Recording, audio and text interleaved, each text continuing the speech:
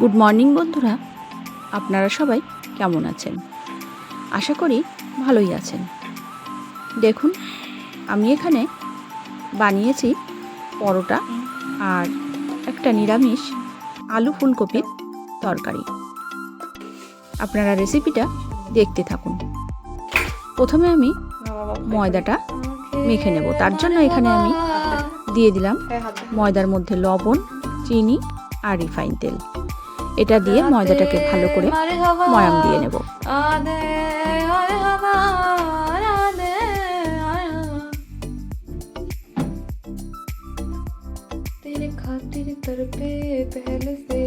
এভাবে ময়দাটাকে কিন্তু ভালো করে মেখে নিতে হবে। তারপর দেখুন, ফুলকপির তরকারি রান্না করার জন্য আমি এখানে একটা মিক্সচার মেশিনের বাটি নিয়ে নিয়েছি। তার মধ্যে কিছুটা পরিমাণ আদা আর দুটো পাকা লঙ্কা পেস্ট করে নেব। তারপর দেখুন, এত বড় বড় করে দিও না, এভাবে ঠিক একটু বড় বড় করে কেটে নিচ্ছি। আর ফুলকপিগুলোও কেটে নেব। कभी मेरा था पल बेगाना है वो दीवाना दीवाना है वो ओ कभी चुप चुप रहे कभी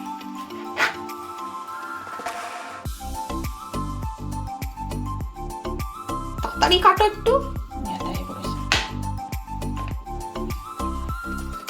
ফুলকপিগুলো কেটে নেওয়া হয়ে গেল। এরপর এদিকে একটা কড়াই বসিয়ে দিয়েছি। কড়াইতে দিয়ে দিলাম পরিমাণ মতো জল। এবার আমি ফুলকপিগুলোকে এই জলের মধ্যে দিয়ে একটু ভাপ দিয়ে নেব। আর অন্যদিকে আরেকটা কড়াই বসিয়ে দিয়েছি। ফুলকপিটা সেদ্ধ হতে হতে আমি আলুটা ভেজে নেব। কড়াইয়ের মধ্যে কিন্তু আমি তেলও দিয়ে দিলাম। তেলটাকে ভালো করে গরম করে নেব।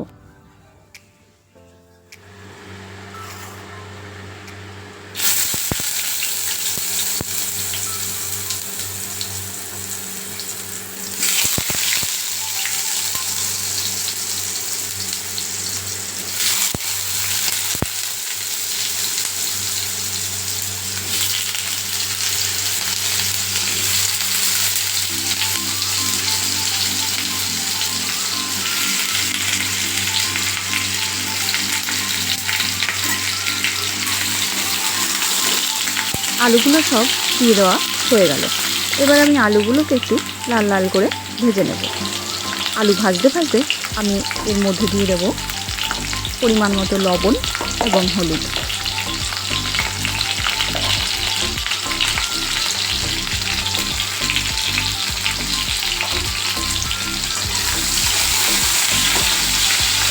আমি আলু ভাজাতে কিন্তু হলুদটা বেশি দিলাম না, হালকা একটু হলুদ দিয়ে দিয়েছি।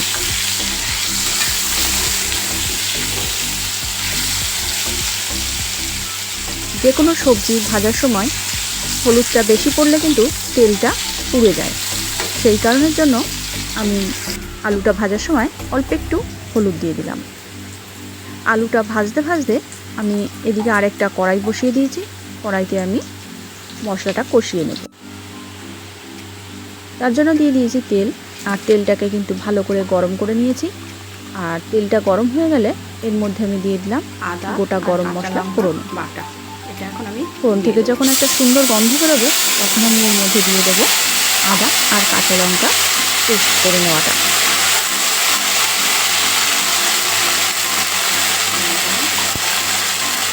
তারপর দিয়ে দিলাম লবণ। এরপর দিয়ে দেবো হলুদ গুঁড়ো।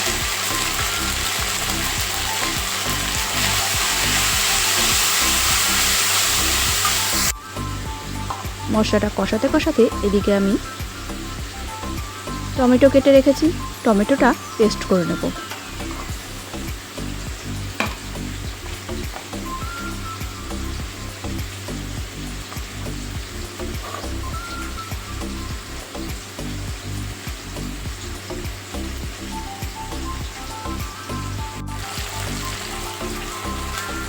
টমেটোটা কিন্তু আমার পেস্ট করে নেওয়া হয়ে গেছে। এবার আমি এই মশলার মধ্যে দিয়ে দিলাম।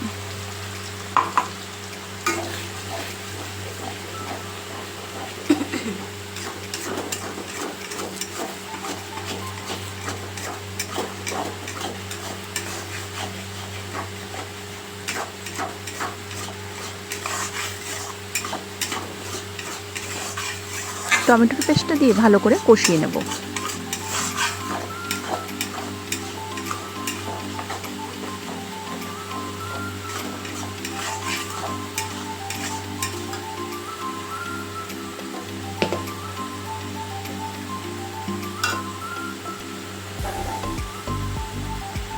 কষাতে কষাতেই এর মধ্যে আমি দিয়ে দেব জিরের গুঁড়ো।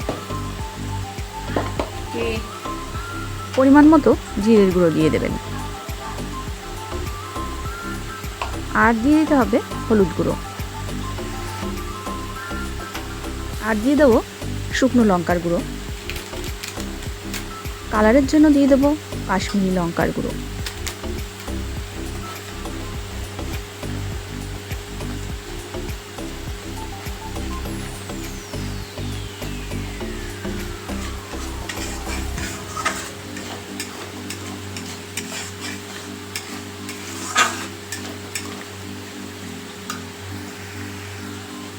মশলাটা কিন্তু আমার প্রায় কষিয়ে নেওয়া হয়ে গেছে।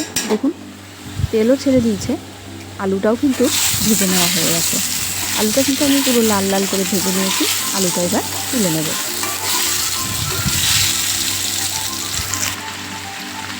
এরপর দিয়ে দিয়েছি ফুলকপি। আলুটা ভাজা হয়ে গেছে, ভাজার পর আলুটা তুলে নিয়েছি। তারপর দিয়ে দিয়েছি ফুলকপি। ফুলকপিটাও কিন্তু আমি ভেজে নেব। আর ফুলকপি ভাজার জন্যও কিন্তু আমি এখানে সেম লবণ আর হলুদ ব্যবহার করেছি। হলুদটা কিন্তু আমি সামান্য পরিমাণে ব্যবহার করেছি।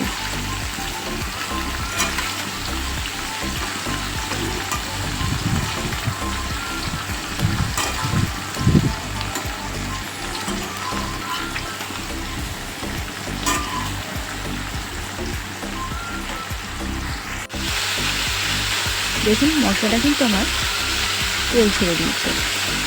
ভেজে নেওয়া আলুগুলো মশলার মধ্যে দিয়ে দিলাম। আলুগুলো মশলার সঙ্গে ওইভাবে কষাতে থাকবে, তাহলে আলুগুলো সেদ্ধ হয়ে যাবে।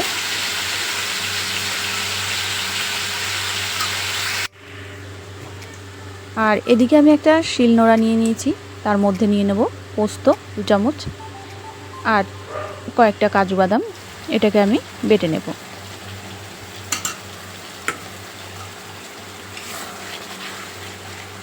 বন্ধুরা খালি একবার একটু দেখেন কত সুন্দর একটা কালার চলে এসছে। মশলাটা কষাতে কষাতেই একটা সুন্দর কালার চলে এসছে।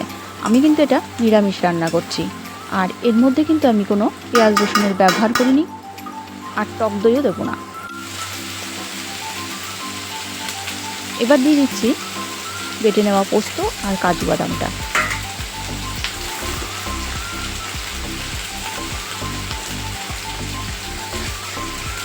কাজু বাদাম আর পোস্ত বাটাটা দিয়ে ভালো করে কষিয়ে নেব। আপনারাও চাইলে বাড়িতে এভাবে ট্রাই করে দেখতেই পারেন। নিরামিষ দিনে হয়তো অনেকেই এভাবে নিরামিষ রান্না করে খেতে পছন্দ করেন, কিন্তু ভাবেন যে কিভাবে রান্না করব হয়তো সেটা ভাবতেই পারছেন না। এভাবে দেখে একবার রেসিপিটা বাড়িতে ট্রাই করতে পারেন। নিরামিষ দিনে রান্না করলে অবশ্যই ভালো লাগবে। আর এরকম নিরামিষ রেসিপি থাকলে কিন্তু আর কিছুই লাগে না। এটা ভাত বলুন, রুটি বলুন আর পরোটা বলুন, যার সাথেই খাবেন একদম পুরো জমে যাবে।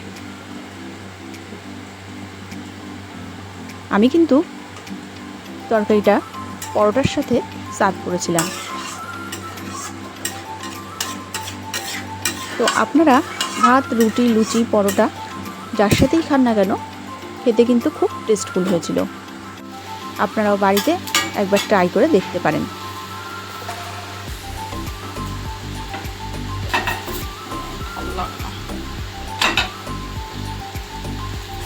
আর দেখুন এদিকে আমি পরোটাগুলো ভেজে নিচ্ছি।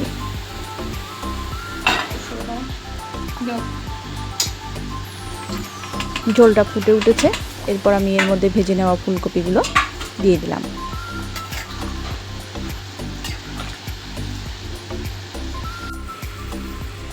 তারপর দিয়ে দিলাম একটু চিনি আর একটু গোলমরিচ গুঁড়ো।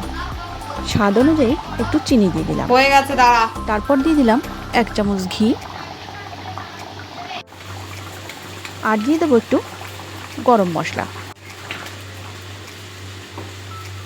ফুলকপি আর আলুর তরকারি হচ্ছে। ঝোলটা কিন্তু আমার রেডি হয়ে গেল। দেখুন কত সুন্দর একটা কালার এসছে। যেমন দেখতে ভালো হয়েছে বন্ধুরা, তেমন কিন্তু খেতেও ভালো হয়েছে। যে জিনিসটা দেখতে ভালো হয় ভাববেন, সেটা কিন্তু খেতেও ভালো হয়। আর রান্নাটা কিন্তু একটু মন দিয়ে করলে আমি মনে করি অবশ্যই টেস্টফুল হয়।